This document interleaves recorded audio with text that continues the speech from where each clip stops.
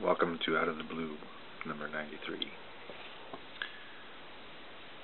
Online Journal of Neo-Swedenborgianism. Resistance is futile. LOL. So I'm going to start today. I'm going to read from this book, A Night to Remember, by Walter Lord. This is a book about the Titanic. And I'm going to start with the foreword.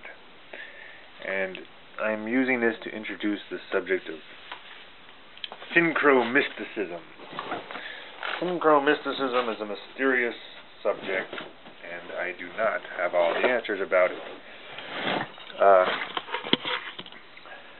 Here's the foreword from this book.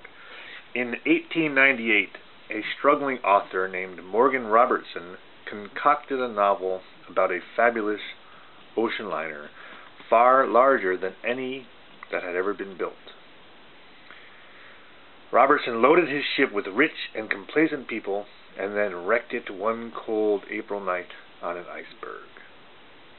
This somehow showed the futility of everything, and in fact the book was called Futility when it appeared that year, published by the firm of M.F. Mansfield, that year being 1898. I'm going to skip here to the bottom. On April 10th, 1912, a real ship left Southampton on her maiden voyage to New York. Robertson, in the fictional book, called his ship the Titan. The White Star Line called its ship the Titanic. And so this is a historical incident where in 1898 a book was written about a ship called the Titan, huge, 3 screws, 24 knots, full of rich people, wrecked on an iceberg in April. 14 years later, an actual ship called the Titanic, this came true. So how did this happen? Weird question, right?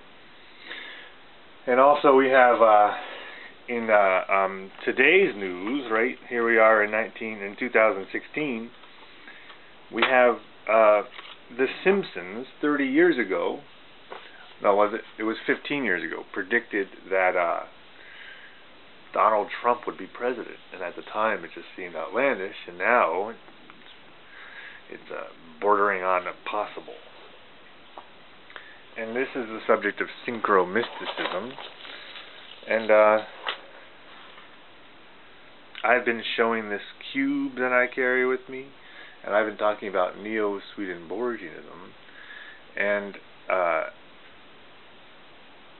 have to accept that there's some strange similarities between what I'm saying and the Star Trek Next Generation presentation of the Borg. So there's Swedenborg, and now let me preface this by saying I in no way have all the answers. This is more like a big mystery to me too. I've talked about the great unfolding, and this is part of what's unfolding. And so but I have to accept that there's Swedenborg and Immanuel Kant back in the day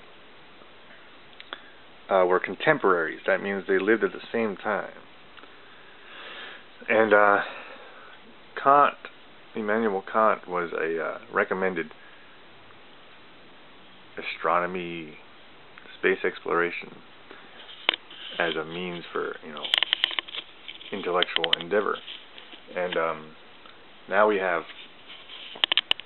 Star Trek is kind of the outcome of a Kantian worldview, and Star Trek has taken it upon itself to present the Borg as the enemy. And so it seems to me like I'm actually stuck in a synchro-mystical time warp.